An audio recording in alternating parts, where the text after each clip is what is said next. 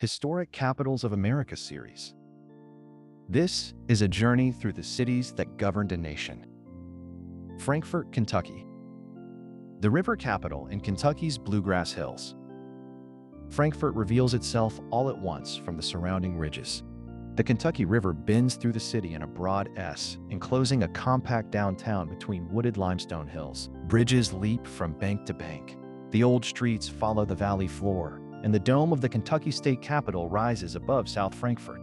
Here, major landmarks, river trails, historic houses, local shops, and neighborhood streets remain close together, giving the city the feeling of a place that can still be understood on foot.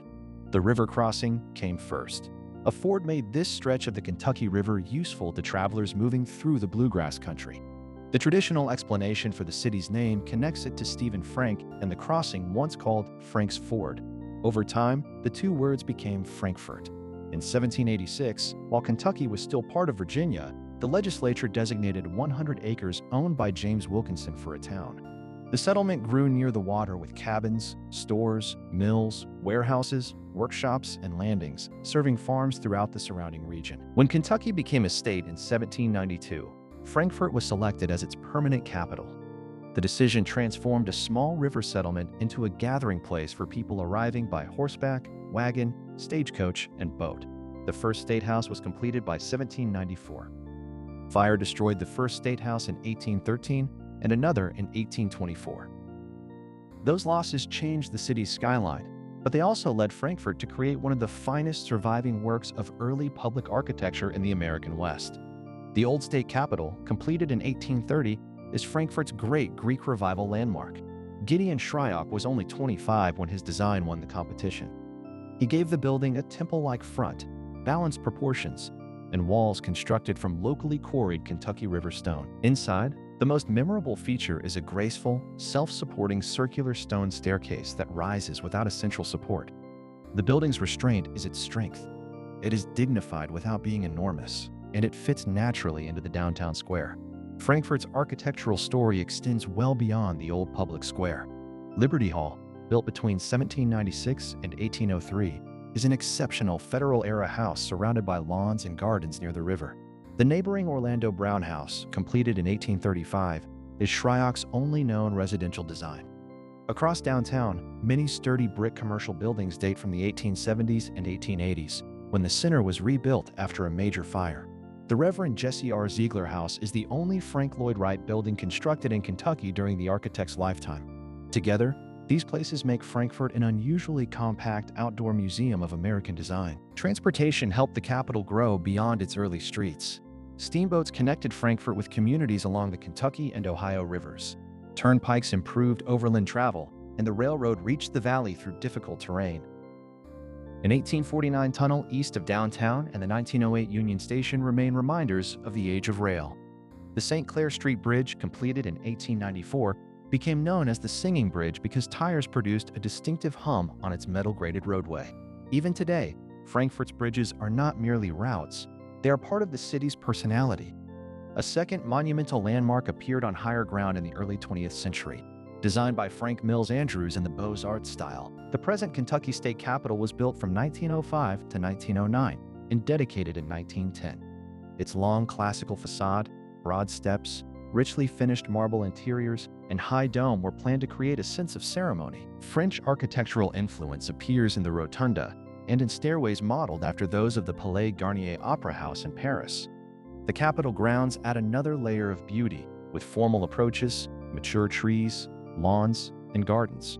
Seen from across the river or from a nearby ridge, the building gives Frankfort its most recognizable silhouette. The Kentucky River also helped shape one of Frankfort's best-known traditions, bourbon.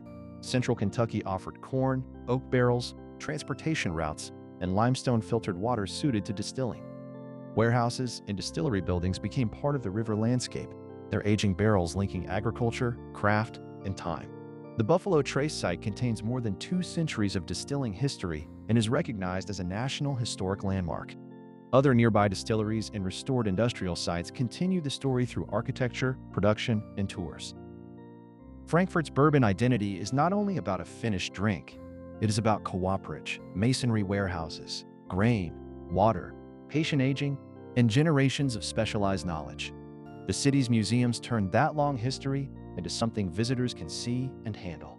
The Thomas D. Clark Center for Kentucky History anchors the Kentucky Historical Society campus with exhibitions, artifacts, research collections, and family programs. Nearby, the Old State Capitol presents architecture and interiors from the 19th century, while the Capital City Museum concentrates on Frankfort itself, its inventions, businesses, buildings, river life, and neighborhoods. Historic homes preserve furniture, gardens, decorative arts, and stories of domestic life. Because these sites stand within a relatively small area, a visitor can move from a statewide story to a city story and then step directly onto the streets where much of that history unfolded. Frankfort has a strong taste of its own. In 1938, candy maker Ruth Handley Boo perfected the Bourbon Ball, blending Kentucky bourbon with a cream center, dark chocolate, and a pecan crown. The confection became a signature Kentucky sweet, with its birthplace firmly in Frankfort. The city's tables also draw from the surrounding Bluegrass region. Country ham, biscuits, spoon bread, fried catfish, seasonal vegetables, barbecue, pies, and locally raised meats appear beside newer menus and carefully made coffee. At Riverview Park, a farmer's market brings produce and Kentucky-made goods to the riverfront, continuing the old connection between the capital and the farms around it. Downtown Frankfort is at its best when explored slowly. Broadway links the old public square with museums and historic buildings. St. Clair and Main Streets offer locally owned shops, restaurants, galleries, and gathering places. Public art, small performance spaces, bookstores, and seasonal events keep the center active beyond its landmarks. A narrated trolley loop connects major attractions, but the city's compact blocks reward walking. A view of the river appears at the end of a street. A limestone wall reveals the shape of the hill, or a 19th century cornice survives above a modern storefront. Frankfort's character comes from these close encounters rather than from a single grand avenue. Outdoor life begins at the water. Riverview Park follows the Kentucky River through downtown with a 1.4-mile paved trail, a floating dock, picnic areas, public art, an amphitheater, and access for paddlers. The trail continues toward the historic Distillery District, joining scenery with the city's working past. Beyond downtown, Cove Spring Park and Nature Preserve protects about 240 acres of forested ravines, wetlands, springs, streams, and waterfalls, with roughly 3 miles of trails and elevated walkways. Capitol View Park adds approximately 7 miles of mountain bike routes, while nearby Elkhorn Creek is popular for canoeing and kayaking. Few capitals place architecture and wild landscapes so near each other. Modern Frankfort remains a small city with a statewide presence, but everyday life gives it depth.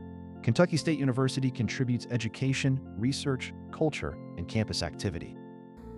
Neighborhoods climb the hills beyond the old river basin, while the historic center continues to adapt older buildings for new uses. Residents gather at markets, parks, libraries, festivals, ball fields, restaurants, and river events. The city's finest quality is balance.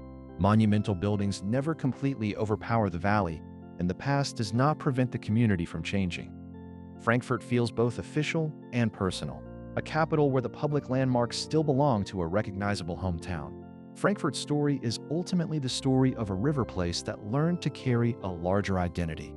The Ford gave it a name, the Kentucky River gave it a route, limestone gave it building stone, and the surrounding bluegrass gave it farms, craft traditions, and a distinctive landscape. Two capitals, historic homes, brick storefronts, bourbon warehouses, bridges, gardens, museums, and wooded trails now share the same narrow valley. From a hilltop overlook, the whole city seems gathered below, the river curling through it, domes and steeples rising above the trees, and streets fitting themselves to the land. Frankfort may be modest in size, but it is unmistakably Kentucky.